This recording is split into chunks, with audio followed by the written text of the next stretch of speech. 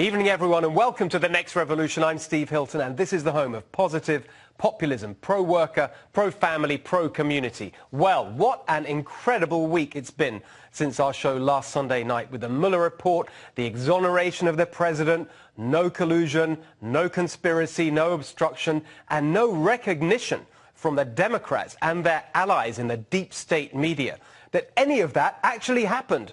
For them, it was barely a speed bump on the road to what they really want, which is to overturn the 2016 election and get rid of a president they cannot stand. Well, someone who is working extremely hard in the opposite direction to keep Donald Trump in the White House is senior advisor to the Trump 2020 campaign, Lara Trump, and she joins us exclusively tonight. Lara, so great to see you. Thanks for joining us. Well, what do you make of the fact that, you know, this incredible result, which the whole country should be able to come behind and celebrate, just barely causes any interruption to the campaign on the other side to basically undermine this president?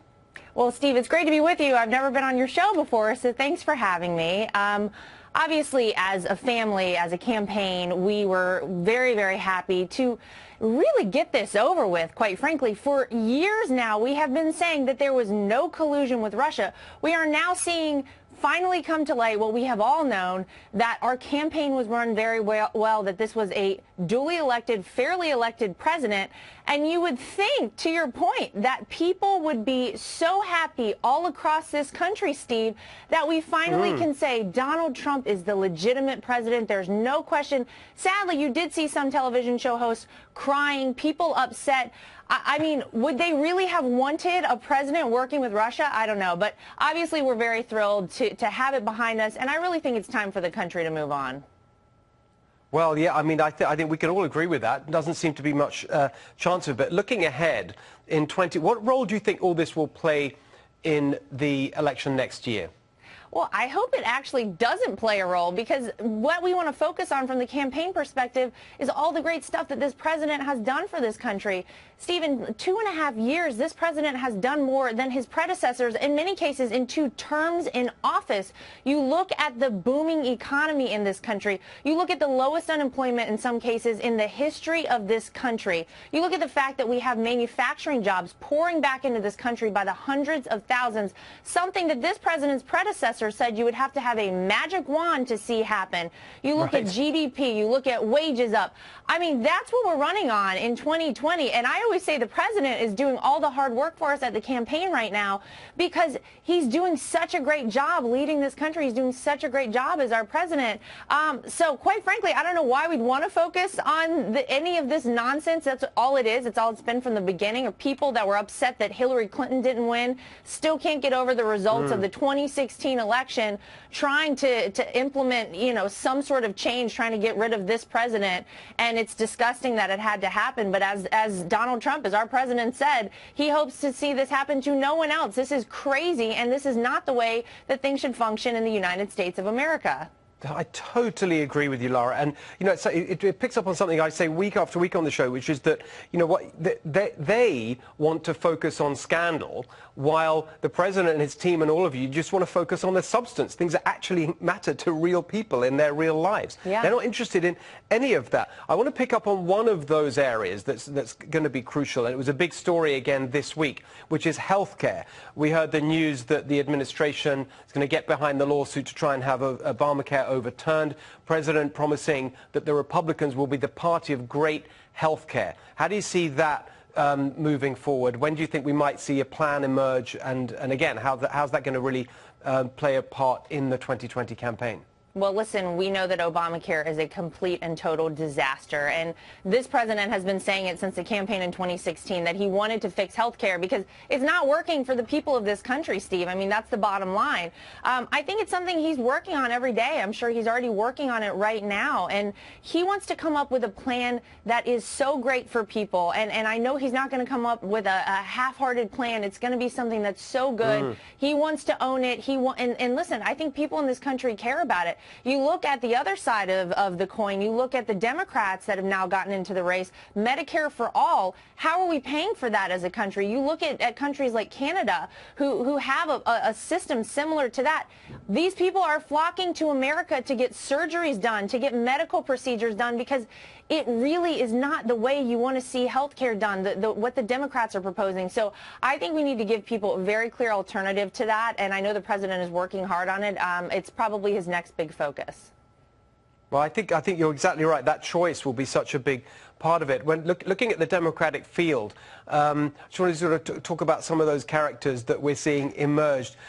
One of the things that obviously was a huge factor with then candidate Donald Trump in 2016 that really gave some of us a clue that, you know, there's something special was happening here was, of course, the crowds he attracted. And if you look at the other side, that's not really happening, with one exception, with Beto O'Rourke. Whatever else you may say about him, and I've been very tough with him on this show, he does seem to be getting crowds going. What do you make of that? Not a whole lot. I mean, he's a great skateboarder, and we know that. He's, I'm sure, very fun and cool to go see. But listen, you really cannot compete with the crowds that this president draws. I mean, we're getting RSVPs by the hundreds of thousands of people to these rallies. I mean, it's crazy. People start lining up 24 hours in advance for them. So we don't worry about Beto or anybody else. He seems to me to be a little bit of a flash-in-the-pan candidate. People are excited about him now. But what is he offering, by the way? I really don't know what he's running on, or quite frankly, other than socialism, what are a lot of these Democrat candidates running on? They're going to reverse all the great things we've seen happen in this country under this president. So we don't worry about that. I don't make a whole lot out of that. I think those crowds will start to dribble out after not too long. Well, I totally agree with you about him. Honestly, I think for my money, he's actually one of the worst. He's a totally vacuous fraud. I'm not rude about all of the candidates. I don't make a habit of it. But he in particular, honestly, there's something about him OK, I'm going to leave it there before I get into trouble. Lara Trump, thank you so much for joining us. Hope you'll come back as the campaign goes on. Great to see you. Absolutely. Thanks so much. And we begin this morning with Attorney General William Barr telling lawmakers that he expects to deliver a redacted version of the Mueller report by mid-April. A few weeks later than the deadline set by House Democrats, the special counsel investigation, of course, found that the Trump campaign did not collude with Russia to influence the 2016 election, but deferred to Barr and Deputy Attorney General Rod Rosenstein on the question of obstruction. They concluded the evidence did not support that either. Today, Sunday Morning Futures marks its 5th year anniversary on the air. We promise to continue following the facts wherever they lead and keeping you, our much appreciated viewer, as well informed as possible. For more than a year and a half, this program has done just that with the Mueller investigation by asking the tough questions about the circumstances that actually led to it. We've continually brought back the Republican lawmakers who learned of critical information early on that cast doubt on the collusion narrative. We've challenged Democrats to respond to that evidence. And we've talked to the person at the center of the investigation himself, President Trump. Let's take a look back now as the investigation unfolded to get us to where we are today.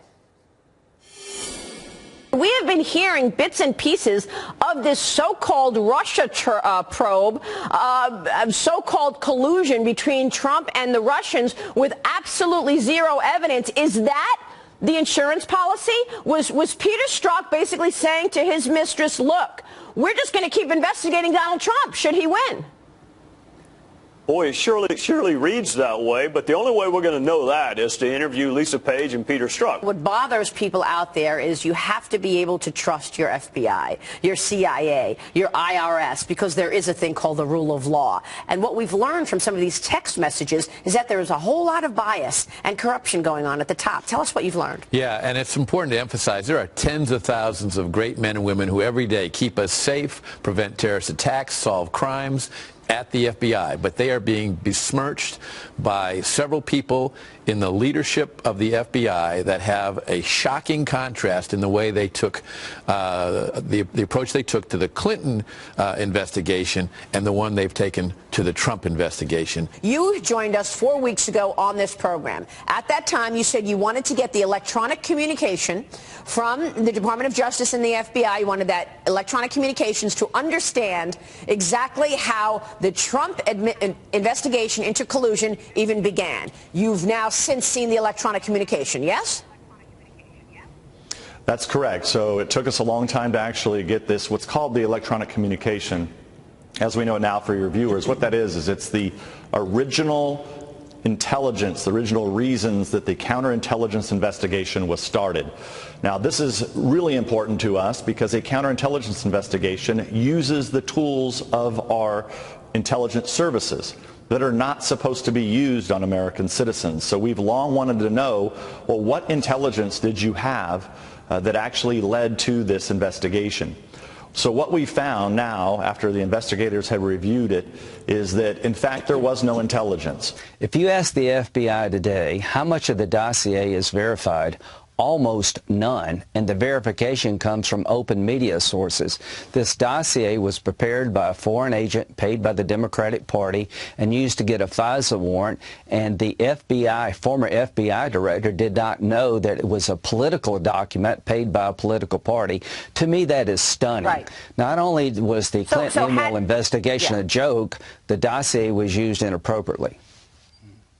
So how do you call yourself someone who, agrees with and follows the rule of law if, in fact, you used a piece of garbage as, the reason to wiretap and listen in on an American citizen? Any comments on Peter Strzok and these testimonies that we're seeing, Rod Rosenstein, Christopher Wray? Why don't you just direct your subordinates to get those documents over to Congress? Are you going to do it? So I have this country running like a top. Mike Pompeo is doing great. We really have a great group of people. The one thing I want to stay uninvolved in, at least for now, I may get involved. Okay. But I've been told by so many people, don't get involved. Other people got involved, and it's not good. And they'll get the documents, and they're getting them, and they're great people. I didn't like the scene the other day where everybody's screaming at each other. I don't like that because it's bad for the country. If Russia is in fact looking to sow discord or chaos, they've got to be saying, this is the greatest thing we've ever done. Okay? Now, there's no collusion with me. There's no Russia with me. There's no nothing. Honestly, it's a disgrace. I see all of the evidence. I got it. And I understand, I think, what took place in 2016. And yet, it hasn't resonated with the broad public as much. It's incredible that they've thrown out their ideals, their values, of all of the things we hold dear, our freedoms, wiretapping someone for no reason because it's Donald Trump. Yeah, number one, I'm really discouraged as a former Justice Department official who gave 17 years of his life to the Justice Department, to see a Justice Department under Sessions that will do nothing about this. They had informants trying to lure Trump campaign officials to get them into meetings. They had a media leak strategy, apparently, all the while knowing that there was no collusion. I mean, this is just extraordinary, Congressman. More than 70 witnesses appeared before the House Intelligence Committee. All of them were asked the same question. What evidence do you have of Russian collusion with Donald Trump or the Trump campaign? What evidence do you have of conspiracy? What evidence do you have of coordination? And they batted 1,000 in their response. These are folks like Susan Rice and Samantha Power, senior DOJ and department officials and intelligence and law enforcement officials, and they all said, we don't have any. We've covered this a lot for the last year and a half, and we know that there was real FISA abuse, where the FBI did not tell the FISA judge who paid for the dossier that it was a political document, etc. Are you going to pursue that? Are you going to seek the truth there? Maria, that's not accurate, and I've looked at every single one of the FISA affidavits that the Justice Department in any way misled the judge. I understand that that's a Republican talking point, but that's simply not accurate. I didn't say misled. They did not tell the judge that the Democrats paid for the dossier. That's a fact. How are you going to get anything done with all of this? This should never happen to another president. What happened to me, they came up with an excuse for losing an election. This should never happen to another president, because most presidents wouldn't be able to take it. I know the politicians, I know the president, I know what we're dealing with. Most people wouldn't be able to take it. Let me tell you something, Maria. What happened to me should never happen to another president of the United States.